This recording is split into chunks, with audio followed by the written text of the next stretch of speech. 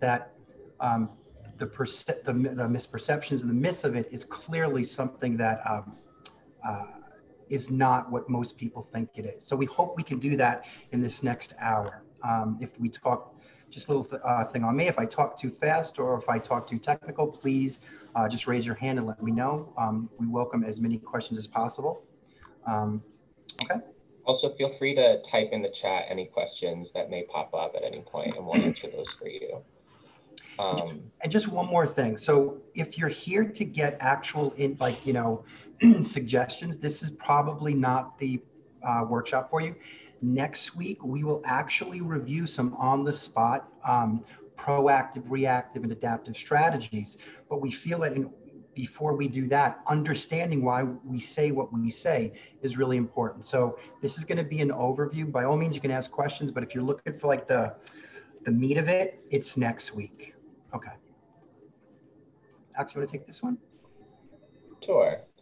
So there are a variety of acronyms that people who practice applied behavior analysis and a variety of different levels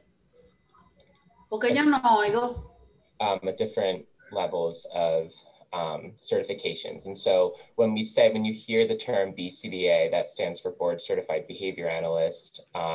There's also BCBAs at the doctorate level. A BCABA is a behavior analyst sort of at the bachelor's level.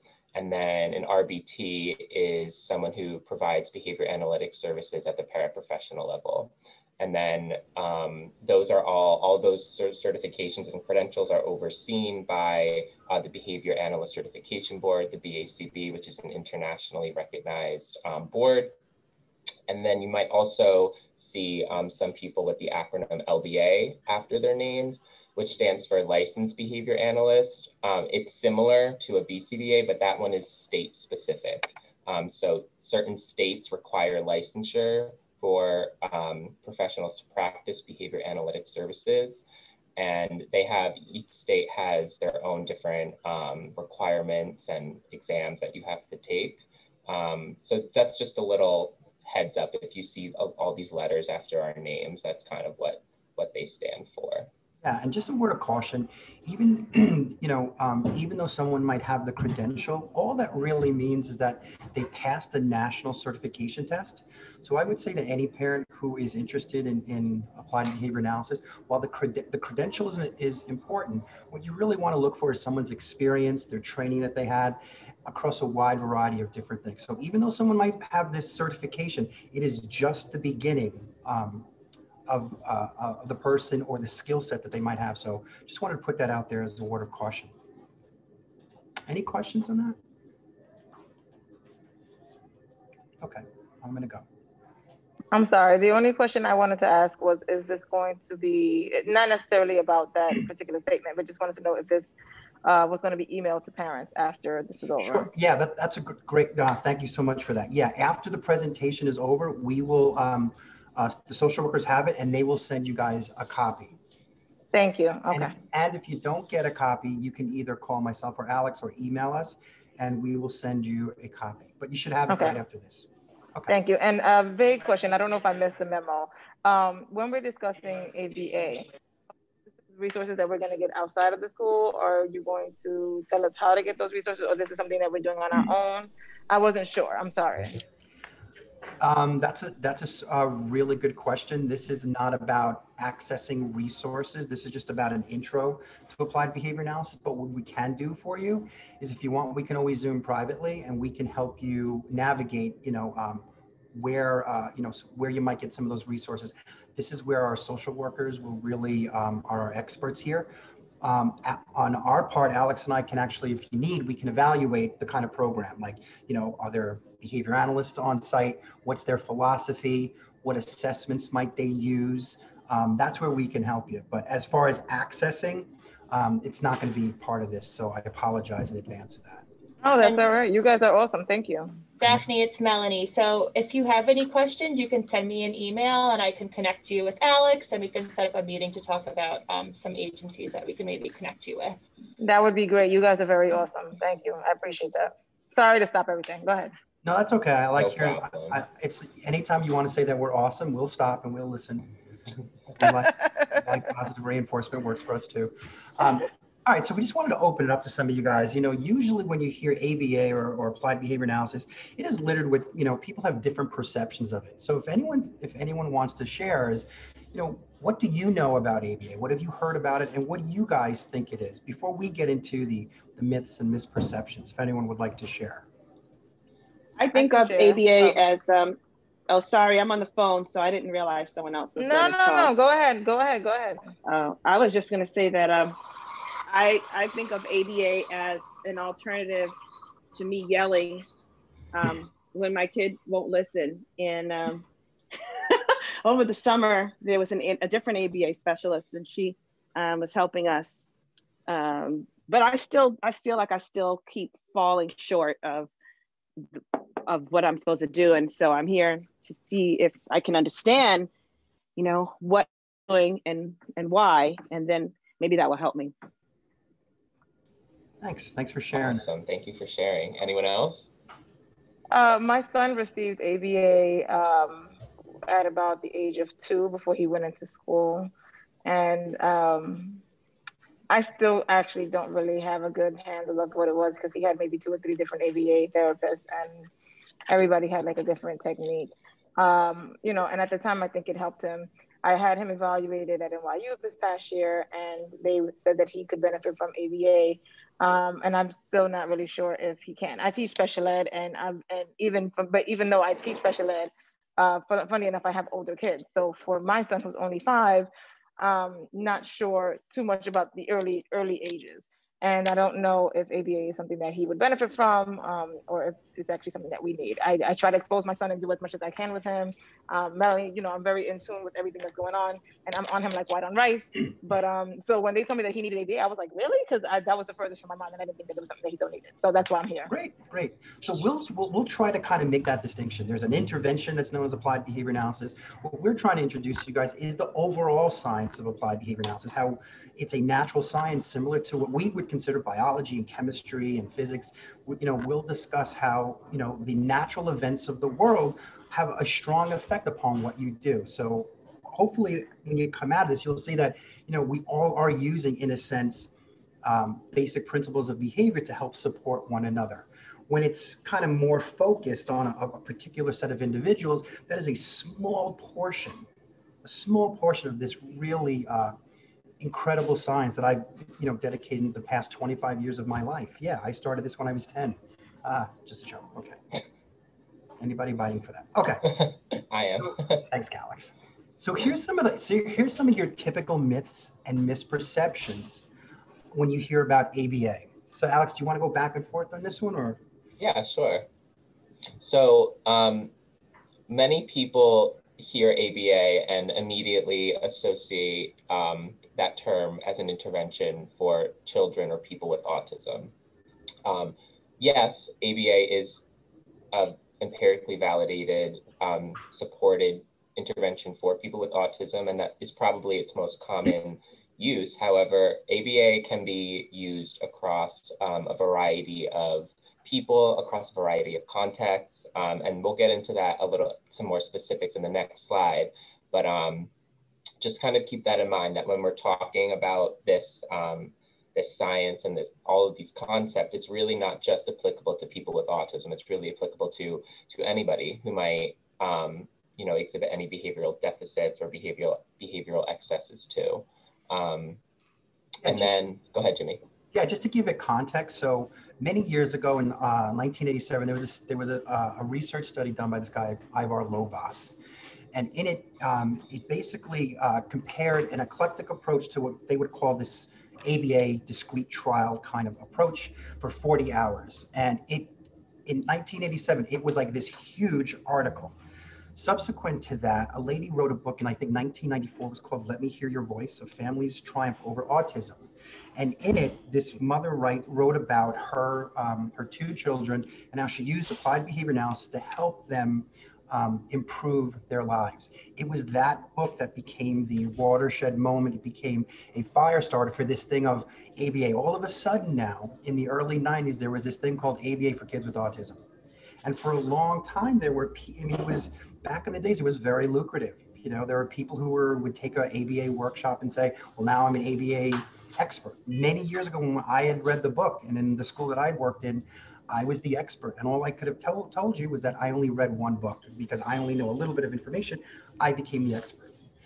Because unfortunately, applied behavior analysis was getting a bad name because people were implementing procedures without understanding the basic principles, which we're hoping to impart to you guys today. People were doing a lot of bad things in the name of applied behavior analysis. And till this day, we are still trying to dig out of those trenches.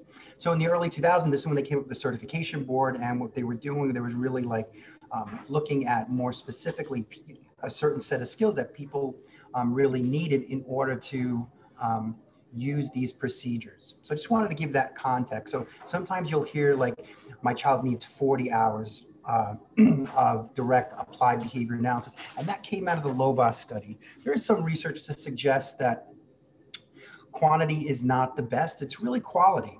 You know, if you have a really good behavior analyst, everyone's all on the same page, you're looking at things environmentally, in addition to all the internal things like, you know, their biology, their chemistry, their neuroanatomy, their sensory stuff, you can get really good outcomes with more qualitative stuff. So I just wanted to add that in there about giving it the history. Thanks for that, Jimmy. Another misperception that I've come across is people may think that ABA is only used in specialized schools, like specifically like ABA schools, but that's actually not the case. ABA can be used in general education schools, public schools, private schools, group homes, and so that's just another thing to keep in mind, that ABA can be used across a variety, all types of educational settings. Some people also think ABA is synonymous with discrete trial teaching, where it's kind of, the child sitting at a table doing these discrete trials, which we'll get into later in the presentation, but that's just kind of one component of ABA. So ABA is kind of like this umbrella term, and then discrete trial teaching is just one component of a specific ABA intervention. Sorry, guys. No, it's okay. Another myth or misperception is that ABA only focuses on quote unquote bad behavior, so behavior that we would want to decrease. However, a lot of behavior analytic strategies and techniques can be used to increase behavior, and that can be any type of behavior, such as appropriately using a toilet, appropriately brushing teeth, appropriately bathing. Academic skills can be taught using principles of applied behavior analysis. So it's not just about decreasing quote unquote problem behavior, but also increasing behavior that we may not be seeing, but that we want to see in children and people. Another misconception is that, only food is used as motivation, or it makes learners robotic. These are just some things that we've seen on like online forums or that have come up in our clinical practice, that it doesn't take the whole person into account or only looks at the external or outside environment. And so we just want to, let you guys know that these are myths and misperceptions, that these are not accurate portrayals of ABA. You want to add anything, Jimmy? No, I think you hit everything. It's great. Cool. All right, so let's get into the heart of it. So what is this ABA thing? Well, it's short for applied behavior analysis. Let me just deconstruct that a little bit. So when we mean applied, we mean basically that we work on behaviors that are of social significance for our learners, things that will improve their lives, things that will help support them. When we talk about behavior, this is where it gets a little tricky, because most people have the common definition of behavior as something bad. In behavior analysis, we just mean anything a person says or does. Whether it's good or bad is really irrelevant, as we'll get into. An analysis basically means we're looking for relationships. So for example, if I provide you much more attention throughout the day, how will that affect your behavior? If I place easy demands, if I put you in a more sensory enriched environment, how might that affect your probability that you might produce your own sensory seeking kind of behavior? So Overall, it's a science. What we mean by a science, it's that thing where we try to describe things, we try to predict things, and ultimately we use that so we can help support each other, not only for our learners, but for each other. So science tries to understand why we do the things that we do based on environmental factors. And there's two types of environments. The one that we're going to be focusing on is that external one. So when we talk about environmental factors, we're looking at what happens before, which are called antecedents, and the events that happen after, which are called consequences. Again, you know, a lot of the terms that we're going to go over have different meanings. So when you hear the word consequence, most people will think of this negative kind of thing. Unfortunately, in behavior analysis, it just means anything that happens after a behavior is a consequence. It does not necessarily mean like, yeah, you have to get a consequence. It does not denote anything negative. And also, one of the misperceptions about applied behavior analysis is that it doesn't take into account your internal environment. If you think about it, we have two worlds. There's the world outside, which are the things that happen to us. And then inside, you have your own internal characteristics, the things that we come to the table with, the things that we were born with. We come to this world with our genetic history. We come with our chemistry, our biology, our feelings, and our thoughts. There are some out there in the field who will say, because we can't see it, they shouldn't be talked about or they shouldn't be analyzed. For a majority of people in applied behavior analysis, no, those are very important factors too. What we're going to focus on right now is the external ones, but that does not necessarily mean we just, don't look at those internal things. Okay, so you have two worlds. And overall, in applied behavior analysis, we try to develop procedures and intervention to support our learners. How? By reducing some challenging behavior. And the word challenging is really specific to each individual. We do it by increasing or maintaining appropriate functional behavior. And overall, we want to improve the quality, the functionality, the individuality, the independence, and overall the happiness of our learners. It is probably a misunderstood science. It is much more proactive than reactive. Most what people see from applied behavior analysis is the reactive part. Why? Because a lot of people think, well, my child is not autistic, my child doesn't have challenging behavior, so we don't need this ABA thing, which we're going to hopefully demystify. It's only when everything else, the S has really hit the fan and the building is on fire, where people now say, oh, this is now a behavioral thing. We need applied behavior analysis. And by the time now we come in, they're asking us to put out a fire with a glass of water. So we're hoping that by understanding the science, you guys can make better decisions, more informed decisions, so that when you're there with your child, you can look at them a little bit more objectively, a little bit more humanely and saying, all right, what is contributing to you doing this appropriate or not appropriate behavior? So we hope that as we get through these principles, and again, we're shrinking everything into about a half hour that took Alex and I hundreds of hours for coursework and then hundreds or thousands of hours for direct supervision. And in my 25 years, I'm happy to say that every day I'm learning something new. These principles are always working on me. So it's always a learning, evolving process. Like any good science, it's very self-correcting. I went a little long-winded there. Alex, do you have anything? No. Okay, sorry. No problem. Good job. Thank you. And so, as I mentioned in a couple slides previous, that ABA is used in terms of interventions that are driven from the principles of ABA. It's not just for people with autism spectrum disorder. There are clinical applications in this. I'm not going to go through everything on this list, but it's quite a versatile science that has a variety of applications. I've worked with children who have feeding disorders using the principles of applied behavior analysis. I've worked with adults in group homes with mental health diagnoses using principles of applied behavior analysis. Sexuality training in adolescents going through puberty in adults. There's some really great studies on supporting people that want to stop smoking, want to decrease gambling. So there really is just so much out there that ABA can be used for. So just a little tidbit, and I guess we can move on to the next one. Jimmy, you want to add anything? No, I guess I would just say, just remember that anytime, it is so versatile. And whether you guys choose to believe it or not, the principles that we're going to be talking about are affecting you right now. Even myself, as I'm giving this presentation, I'm looking at some of the families. And based upon if they're making eye contact, if they're shaking their head, my behavior will be shaped. My behavior will be shaped so that the next time I do this presentation, I might say, don't do that joke, do that joke, say this, make that an important part. And this is happening to all of us unwittingly, whether we choose to believe it or not, day to day, moment to moment. So anytime two people are interacting, these principles are applying. Anytime you're interacting with your environment, these principles are applying, whether you choose to agree with it or not. And that's what we're hoping for you guys to understand, that that's the science of applied behavior analysis, and not this small myopic thing where, you know, we're doing particular things with a particular subset of group at this table. It's a small part of a really rich science. I think I'm beating a dead horse now. Okay. So anyway, so we just want to give you guys a heads up. So that, you know, unfortunately in applied behavior analysis, the guy who kind of put names to these naturally occurring phenomenon used words that already had meaning. So some of the words in applied behavior analysis are very tricky, right? That, and usually have some negative connotation. The word behavior, right? Behavior always means, has that kind of like negative feeling. He had a behavior today.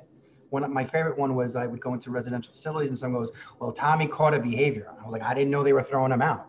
So the word behavior usually, you know, means something bad. The word consequence from a behavioral perspective, all that means is that an event after a behavior. It does not necessarily mean something negative. Extinction, you'll hear the word extinction. This is not about, in a sense, dying off what killed the dinosaurs, but it's an actual word used for a behavioral phenomenon that actually will weaken whatever the learner does. And then the word punishment. I said the word punishment. Oh no. So in behavior analysis, there is a principle known as punishment, but it's not looked at the way most people would think. This is not retribution. This is not, you know, passing judgment. In punishment, as we will discuss, is any event that occurs after a behavior which will decrease its future probability.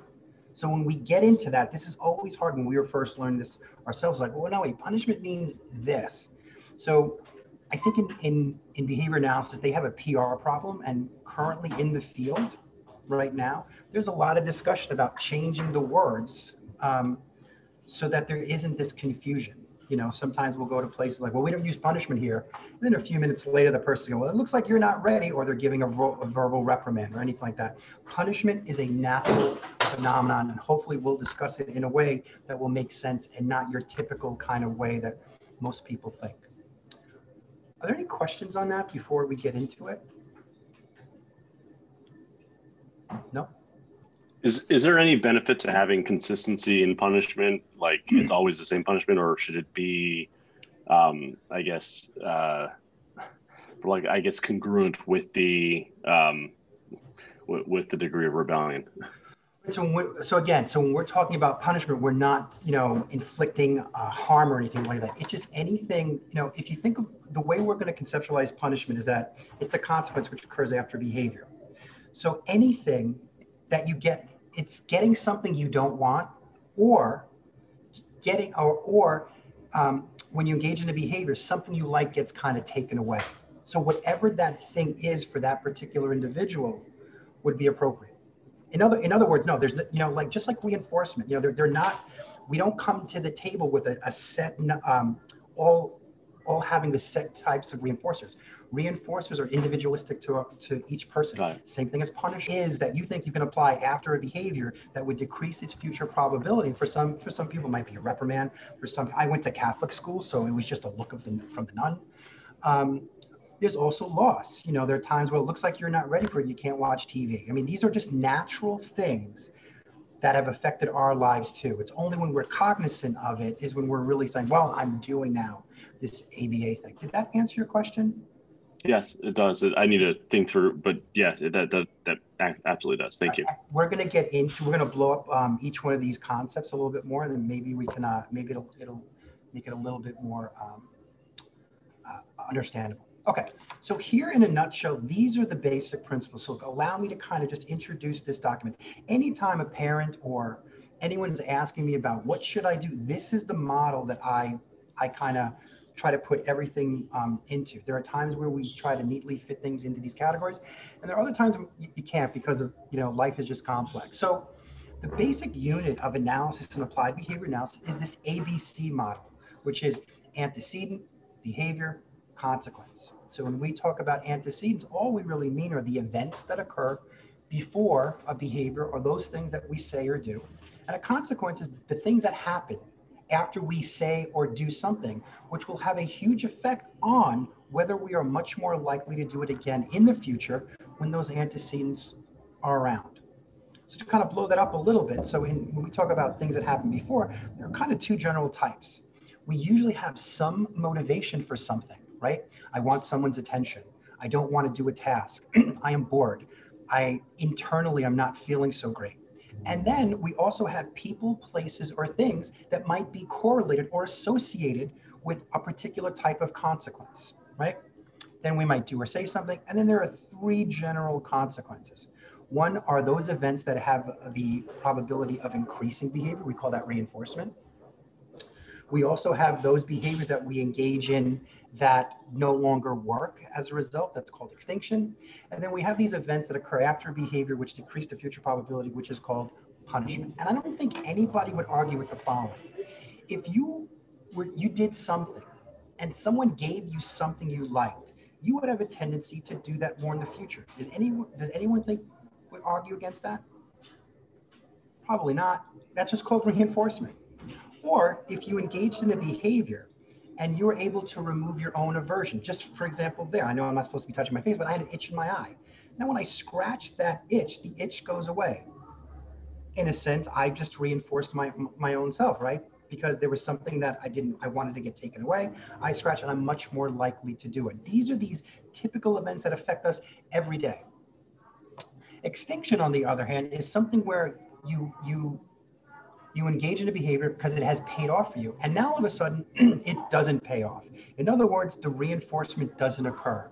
And as a result, there will be this tendency for the behaviors to kind of die off. It gets worse before it gets better. Some of you might have heard that as an extinction burst. And all that basically means is that when you've engaged in a behavior that has typically worked for you in the past, and now all of a sudden it doesn't work, anybody would go through the following. You would do it much more often.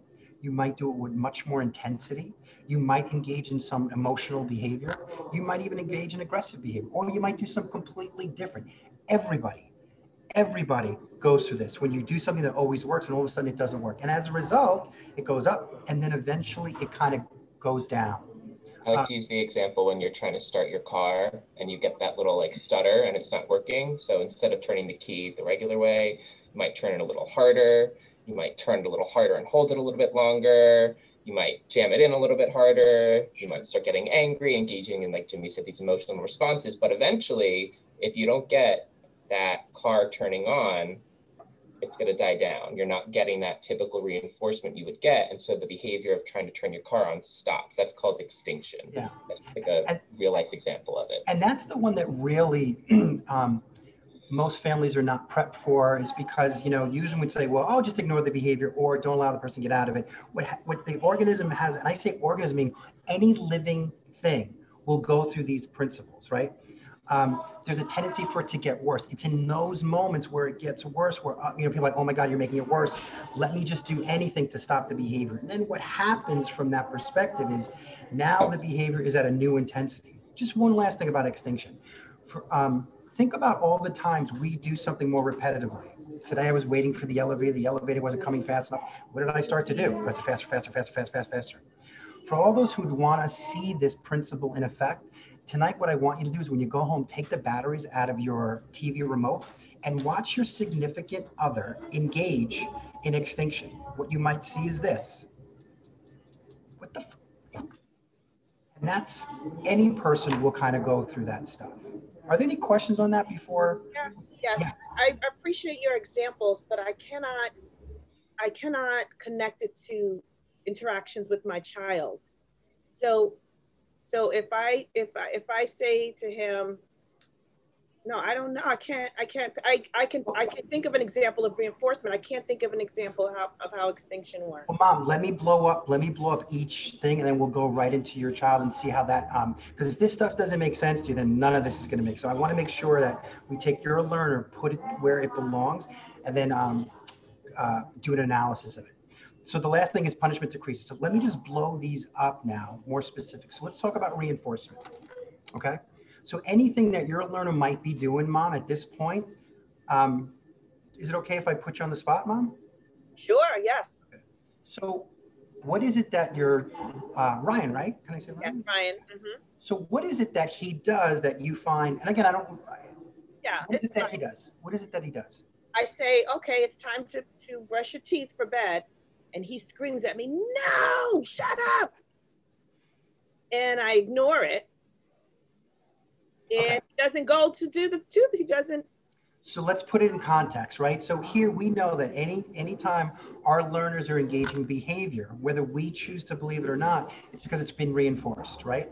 So let's put it in this perspective. I know this might not be comfortable for your mom, but here we go, okay? Just hang in here. So let's look at it from this perspective, right? So the first thing, what's the antecedent? You ask Ryan to brush his teeth, right? Now, as soon as you ask, what do you think the want is for him? So you ask him to brush his teeth. And now, do you think he wants to do it or he doesn't want to do it?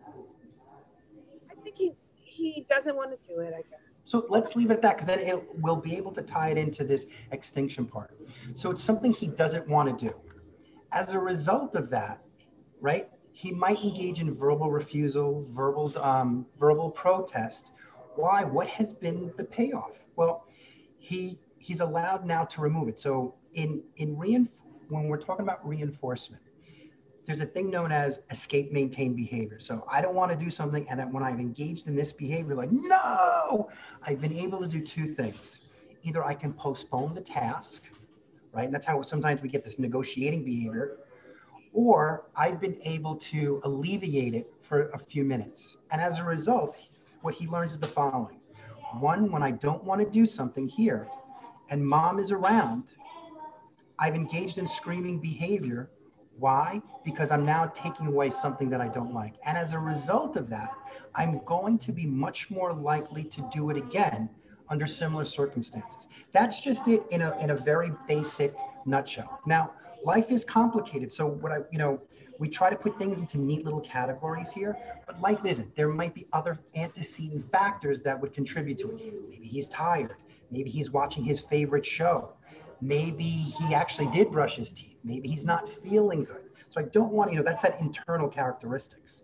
But we're just trying to do first is paint it from this perspective, add in all the layers, and then figure out what's the best course of action. Does that make sense? Yes. Okay, good. Great instructor. Thank you very much. Alex, did you hear that? Everybody, did you hear that? Okay.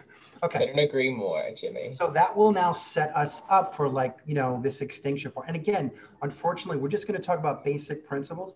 Next week, we will talk about preventative strategies. So if Ryan doesn't want to brush his teeth, we want to figure out what's the aversive nature of it, So we would talk about factors that might be preventative or proactive.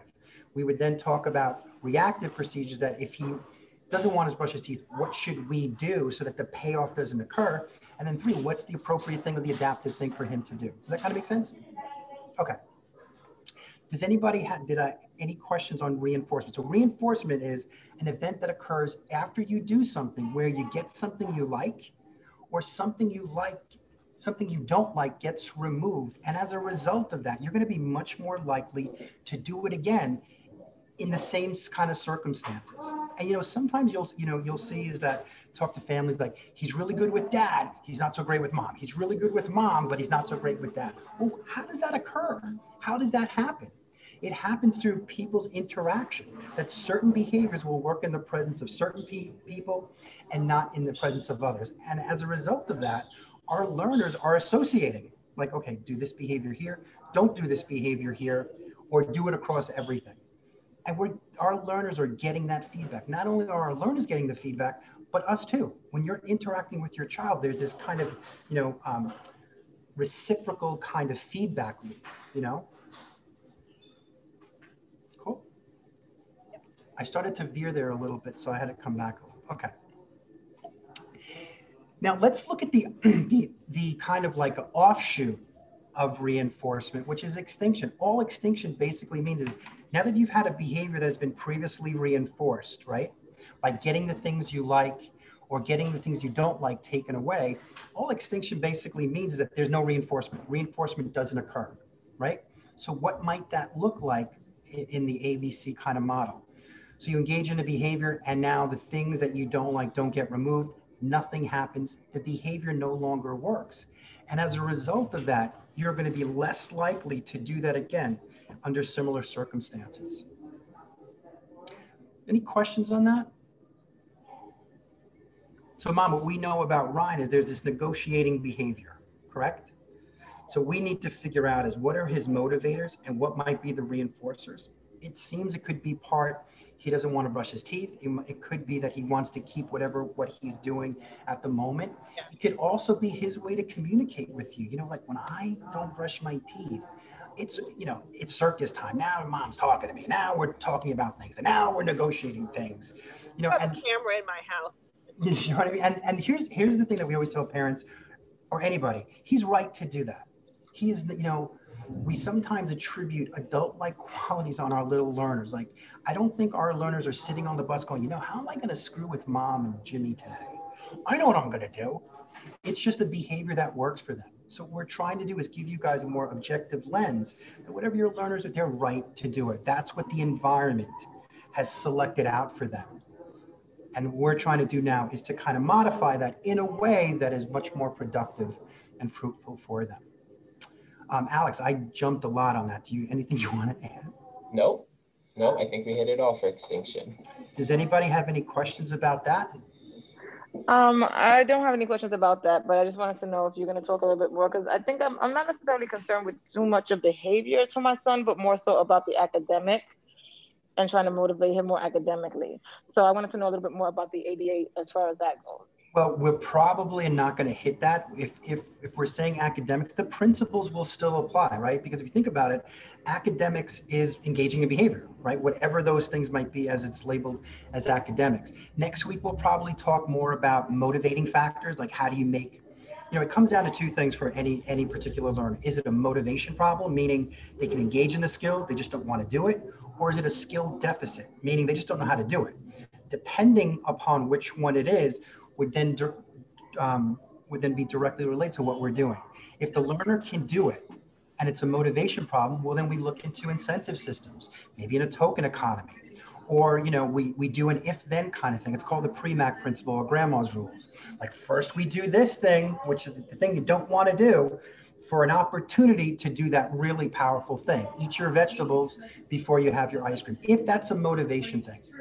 If it's a skill deficit, and again, I'm not a teacher, so this is where the teachers are like incredible, is how do you break a target skill down into more manageable, more teachable units?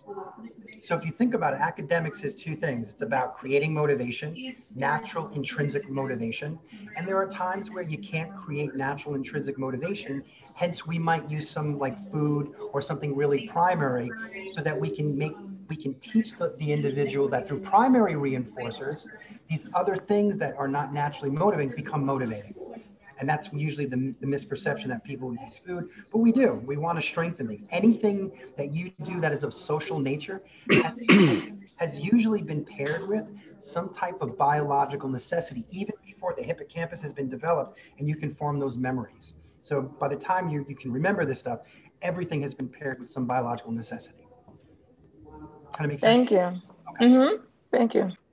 And Daphne, I'm more than happy to meet again with you and Melanie privately if you wanted to talk more specifically about things for Victor. That's like I do, in fact, I do. I'm going to definitely email Melanie because I would love to set that up. Thank you so much. No problem. No problem. And we would say that, good teaching is just good application of these principles, right? We find things to motivate our learner. We break skills down into small manageable units.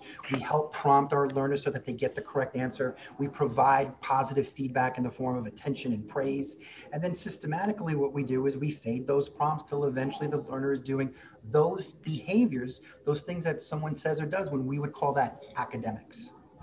All right, last principle, and this is punishment. Punishment does not typically mean what we think it means. I'm sorry that we've used the term, but basically punishment is any event that occurs after a behavior in which you're less likely to do. And there's two ways, right? Either you engage in a behavior, you get something that you don't like, or something you like gets taken away. That's, akin to like a timeout, something that you don't like. And again, ties into Oliver's question, is that those things that you might not like are individualistic to your learner.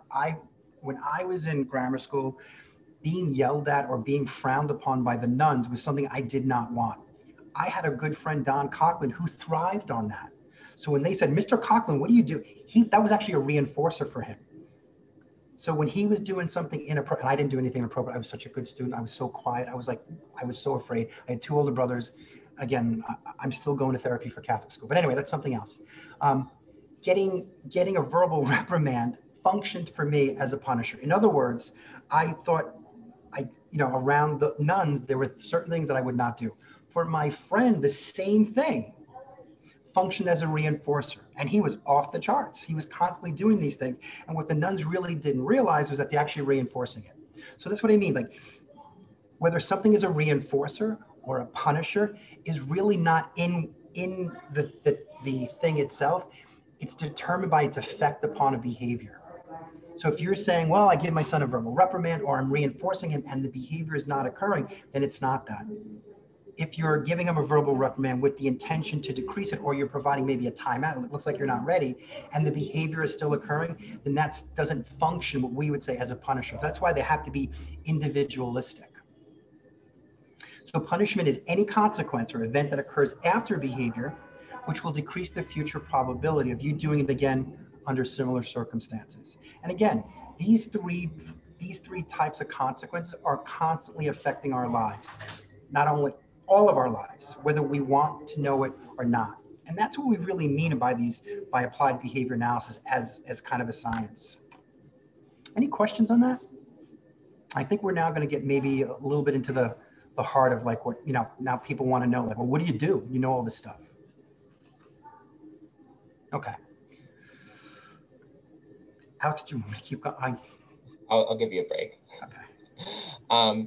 So in terms of when we look at behavior through the lens of a behavior analytic perspective, what we're really looking at are two things. We look at what's called the form of the behavior. So what does the behavior look like? What is the person physically doing that we're seeing with our eyes? And then we also look at, and what's probably the most important part for us as behavior analysts, the function. Why are they doing it? And that, when we frame behavior with the antecedent and the consequences in that diagram that we have been showing, that really gives us a lot more insight as to the function. And so, for example, if we look at an example of tantruming, so some children might yell, refuse, drop, and hit other people. That's what the behavior looks like, right? That's what we're seeing. So what do? My child's yelling, he's dropping, he's hitting, he's not doing his work, he's refusing to do this, that, and this. What behavior analysts do is we want to know the antecedents to those behaviors, what's happening right before, and the consequences, so what's happening right after. And then we try to frame it to see what principles, is reinforcement occurring, extinction occurring, punishment occurring, and just some general functions, common functions to behavior include getting attention, so people do things to get attention, getting items, people do things to get toys, to get candy. I continue to sip my coffee because I'm getting that coffee. So that's just one example of the function. Sometimes people do things to delay or to escape, get out of things. Sometimes people do things because they're bored and they need some sensory input. I know myself sometimes, like if I have a pencil in my hand that I'm tapping, I'm not really doing it to get attention or to get anything or get away from anything that's aversive. I'm kind of just doing it because I'm bored and I need some motion, some sensory input. And then sometimes people do things to remove something that's aversive. So like when Jimmy was talking about scratching his eye, right? That would be an example. When you take an Advil because you have a headache, right? That's one example. We're really always looking at not just what the person is doing, but what the function of that behavior might be, what the consequences are to the behavior as well as the antecedents. Jimmy, did you want to add anything to that? I think this is the area here that creates so much confusion. This is the one where parents really either like us or don't like us, because like, all right, Ryan is negotiating with me. He's dropping to the floor. What do I do? And then our question is, well, it depends, right? And that's the distinction we're trying to make, is like, it depends upon what triggers it and then what has been maintaining it. That's why years ago, before this kind of analysis, like in the early 60s and the 70s, people were treating challenging behavior by what it looked like. And there were some awful things like electric shock, physical restraint. It was only in the early 80s where we started to develop this methodology to determine what triggers it and what maintains it, where we came up with what's called function-based treatments. And that's huge. And I know sometimes parents get super frustrated, but we would much rather spend the time understanding what triggers it and what maintains it, having the families understand it too, so that if we make a suggestion or a recommendation, the family will understand and know why we might say, in this case here, don't pay attention to it. In this case here, you should pay attention to it. In this case here, do something completely different, because it will all depend upon function. Let's just give you a quick example of that, right? So let's say we have a learner who comes up to a family saying, my son slaps his ear. What should I do? Well, we would have to figure out, that's the form. So it might look like this, but that really doesn't tell us the reasons why they're doing it. We could easily say, well, when they slap their ear, just ignore it. Or when they slap their ear, put their hands down. But without understanding the function, it's just an intervention. So what we want to figure out is what might be the antecedent of behavior and consequence.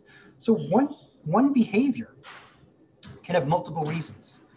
For this one, the learner potentially could want attention. When we say want attention, there's something that is happening environmentally for us to want it. And usually it's things like you're paying attention to your learner, they're getting lots of attention. And now you might say, I have to cook. I have to talk to your brother. Once I remove my attention, for some of our learners, their gas tank starts to go down, down, down, down, down, down. Or they're playing with their favorite thing and now it's time to do something else and now it gets removed. That's how these things develop their want, right? And now this learner might slap his ear. Why? Because in the past, people said, hey, don't do that. Hey, it looks like you're bored. Hey, why don't we play with this? So one behavior can mean attention or access. In another context, it's the learner doesn't want to do something. There's something aversive about a task. What that aversion is individualistic to the learner. And what they've learned is when I'm asked to do something I don't want to do, and getting out of it would be a very valuable consequence or reinforcer. When I've slapped my ear, people said, hey, whoa, it looks like you're just not ready for this. We'll wait till you're ready. Now, one behavior has two completely different meanings. As a result of the two completely different meanings, it would then dictate how we're going to prevent it, how we're going to react to it, and then what would be the alternative way to get that reinforcer.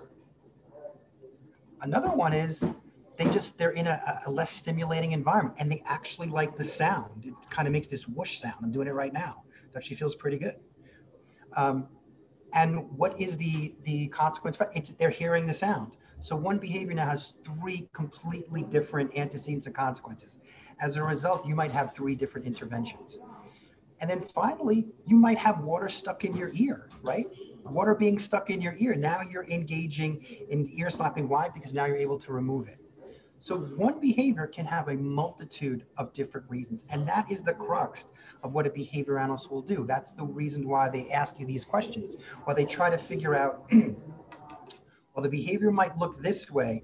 It can occur for one reason. It can occur for two reasons. It can occur for all of them.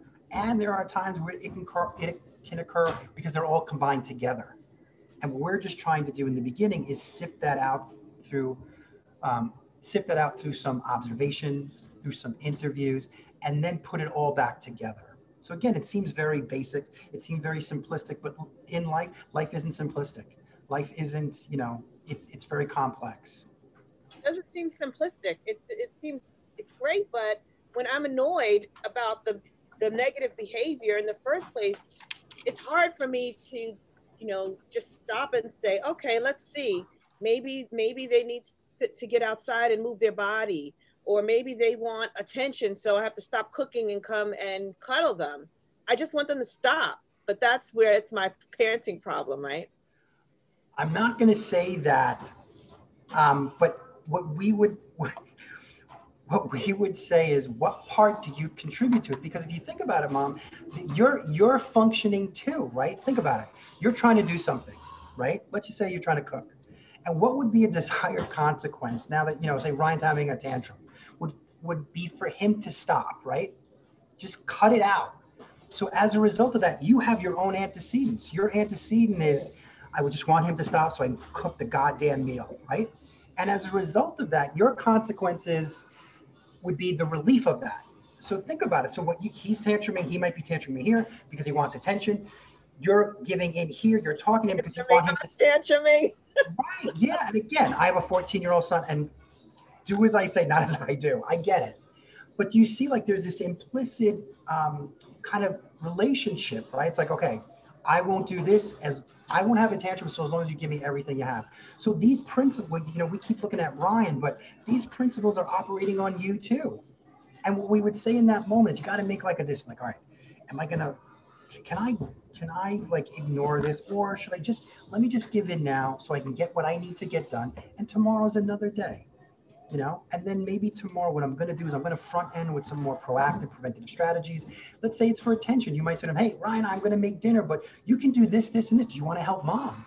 Or I'll be back in 10 minutes, and you randomly will check in with them. Let's say if it's for attention. And then what you do is you kind of front end it.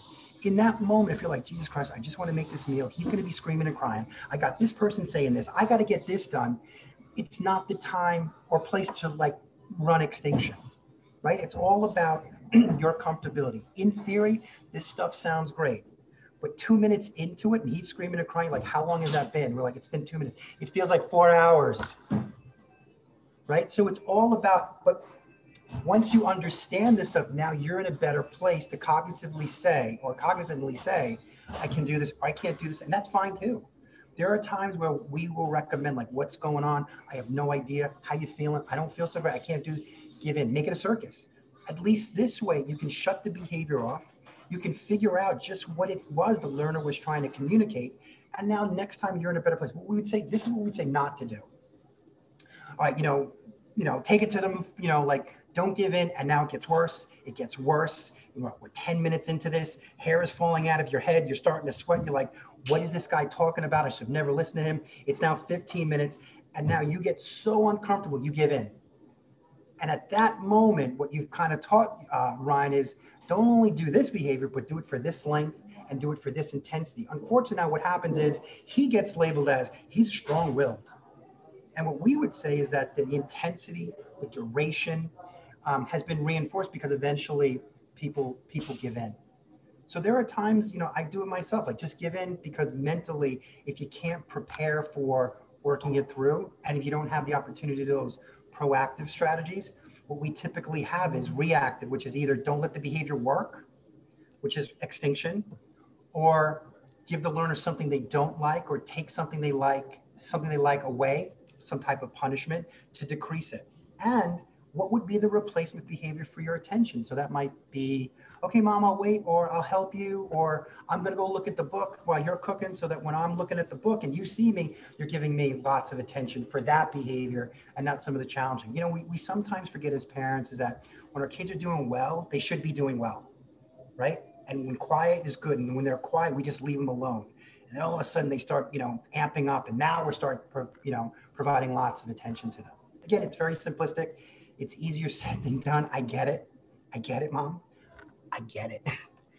This is just a way for you to kind of just step outside for a brief moment and say, okay, is there something that I might be contributing to here? And now you're in a better place to say, here's how I might prevent it. Here's how I might react to it. And even if you're not going to do it, you're saying, this is maybe what I should have done. And then you come in again tomorrow. This is not going to change over. I wish we could say this stuff is going to change overnight. Like anything, behaviors evolve and they take time. If I had any procedures that will develop it that quick, I would not be here at MSA. I would be on the circuit doing all these presentations and workshops. I would be on Oprah. I would be on Dr. Oz promoting my book. But things take time and life happens. Any questions on that? All right. Alex, do you want to? Yes. And so Jimmy kind of touched on it before, but So the way we would provide behavior support largely depends on the function of the behavior, right? Not the form. So if we go back to that example of slapping of the ear, you know, if we have a child who has no vocal or verbal communication, and they've learned that slapping their ear gets attention, we would approach that behavior differently than if that learner were slapping their ear to get out of something, right? So if they're slapping their ear for attention, we might teach them to raise their hand. We might teach them to walk up to someone and tap on their shoulder. Or if they're slapping the ear to get out of doing something, we might teach them to ask for a break and hold up a break card. Or if they're using an AAC device, we might ask them to touch the break button. So, you know, it really depends more so on the function than the form. And again, any plan, as Jimmy kind of touched on it before too, should have 3 general areas based on the function. Can you go back, Jimmy? Thanks. So you want to have some proactive and preventative strategies in place. So you want to eliminate the motivation for certain behavior and removing signals that may signal or trigger certain behaviors. So that would kind of be like, in the ABC format, what are we manipulating in the environment? What are we changing? What are we doing in the A, right? How are we kind of decreasing the likelihood of a challenging behavior occurring or increasing the likelihood of a positive behavior occurring? And then what we also have is the reactive component of that too, right? How are we going to either weaken the target behavior if it's a behavior we want to decrease? So that's, we're looking at the consequence column now. Or how are we reinforcing a behavior that we want to increase? And then the final component would be an adaptive strategy. So how do we strengthen an alternative or appropriate behavior that receives the same reinforcement? So going back to kind of like the ear slapping example, that would be like the tap on the shoulder, right? So we want to decrease this. So what can we do to weaken that behavior? But then we also want to supplement and replace that behavior with the more what we would call functionally equivalent behavior. So something that receives the same reinforcement, so attention, but for a different behavior. So that would be like the tapping of the shoulder. Any questions about that? Or Jimmy, did you want to add to that? No, I think you hit it. And again, the takeaway point is, in order to change another person's behavior, we have to change our own. We have to, you know, it's about how we react to things or support things. All right, so now what? Now that you've got this stuff, what we hope you guys can do from this is be more of an objective and observant scientist in those moments. You know, take 10 seconds out to kind of just, you know, step back and figure out, you know, whatever your learner might be doing, there's a reason why they're doing it. Try to put everything in, if you can, in an ABC format. Again, we're talking very simplistically here, but in the beginning, start like that. Think function. What is it that your learner is trying to communicate? Do they want your attention? Do they want access to something? They don't want to do something. They're bored. They need stimulation. They're not feeling good. It's some form of communication. Ask lots of questions. You could certainly reach out to us and say, hey, you guys said this thing. What the hell does that mean? Or Zoom us. Say you want to, you know, set up a Zoom meeting where we kind of go through this and we more meticulously will go through each case based upon kind of this analysis. Here are a few, these are just a few cool resources. If you go to the MSA parent portal, during COVID, myself and another colleague and Aisha, we put together a newsletter and we had videos that correspond to those newsletters. So it's things like, what is behavior? What are antecedents? What are consequences? It's just kind of a nice way for us to talk about these principles, which we're going to do next week. We're going to talk about these on the spots. There's a really good website called the Association for Science and Autism Treatment. And I like it only because it's like a watchdog for all types of interventions. And what they do is they'll review the literature and they'll kind of either say, this is supported, this isn't supported, don't even think about doing this one needs more research. So as parents, you'd want to be more informed about all these types of interventions that you might be hearing about. There's a lady, her name is Mary Barbera. She was a nurse, she's now a board certified behavior analyst. And many years ago, she wrote a book called The Verbal Behavior Approach. It's super user-friendly. It's really down to earth. If you go to her website, she has really good podcasts talking about how these principles can, how you can incorporate these principles, which you're already incorporating without knowing it, but more cognitively. Alex, this was yours.